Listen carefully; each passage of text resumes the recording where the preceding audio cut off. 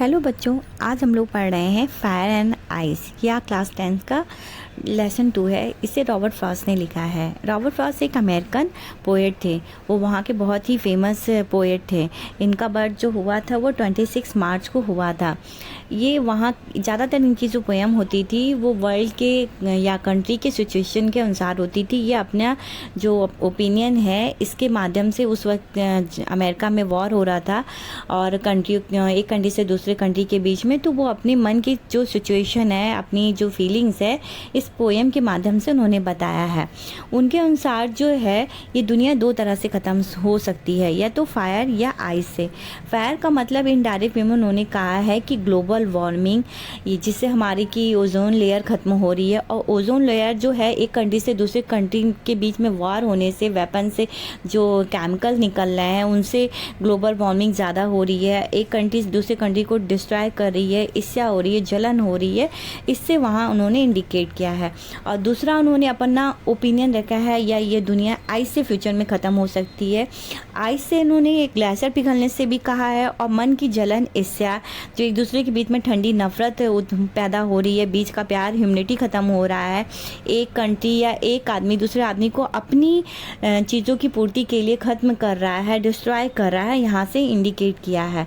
तो उनके अनुसार the world will destroy in 2 possible ways: increasing global warming, anger, or hug drop in the temperature, jealous in and hate। तो इसमें उन्होंने कहा है कि जो पहले जो वे है फायर से दुनिया ख़त्म होना, डिस्ट्रक्शन होना, वो ज़्यादा अच्छा नहीं है। उससे अच्छा उनके हिसाब से अगर ये दुनिया आइस से ख़त्म होती है तो ज़्यादा है। उन्होंने कहा है कि if we don't control emotion we will be on the verge of self destruction. अगर हम अपने इमोशन को, आगे बढ़ने की होड़ को, एक दूसरे से कम ना आंकने की होड़ को ख़त्म नहीं करेंगे तो ये दुनिया बर्बाद हो जाएगी। पेरिस का मतलब यहाँ है बर्बाद होना।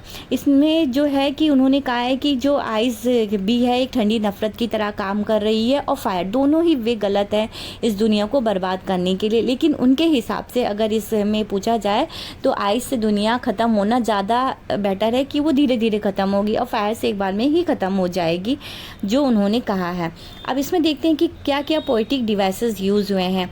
इसमें जो फिगर ऑफ स्पीच यूज हुआ है, हेलिटेशन यानी अनुप्रास अलंकार यूज हुआ है, जो कि एक ही अक्षर की बार बार इसमें यूज़ हुआ है, या सम से, तो यहाँ एस कॉमन है। देखिए आपने एलिटेशन आया। दूसरा है सिम्बोलिज्म आया। इसमें फायर और आइस को एक दूसरे से समानता भी दिखाया गया है, किसी वस्तु से इसकी जो है कि कंपेयर भी किया गया है, और एक दूसरे से विरोध भी दिखाया गया है। नेक्स्ट है इमेजनरी है। इसमें फायर और आइस जो है यहाँ कल्पना है उनके हिसाब से, कि उन्होंने कल्पना की है कि फायर का मतलब ग्लोबल वार्मिंग, वॉर से फ्यूचर में ये दुनिया ख़त्म होगी, उनकी ये फ्यूचर की एक कल्पना है। तो यहाँ इमेजिनरी कॉन्सेप्ट यूज़ हुआ है।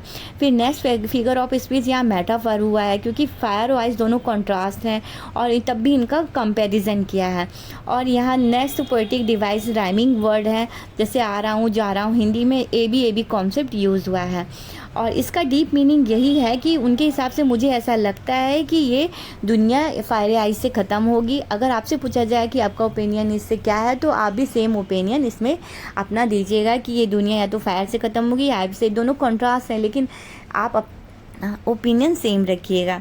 इस वीडियो को वॉच करने के लिए थैंक यू। प्लीज़ चैनल को सब्सक्राइब जरूर कीजिएगा। उनकी ये फ्यूचर की एक कल्पना है, तो यहाँ इमेजिनरी कॉन्सेप्ट यूज़ हुआ है। फिर नेक्स्ट फिगर ऑफ स्पीच यहाँ मेटाफर हुआ है, क्योंकि फायर और आइस दोनों कॉन्ट्रास्ट हैं, और तब भी इनका कंपैरिजन किया है।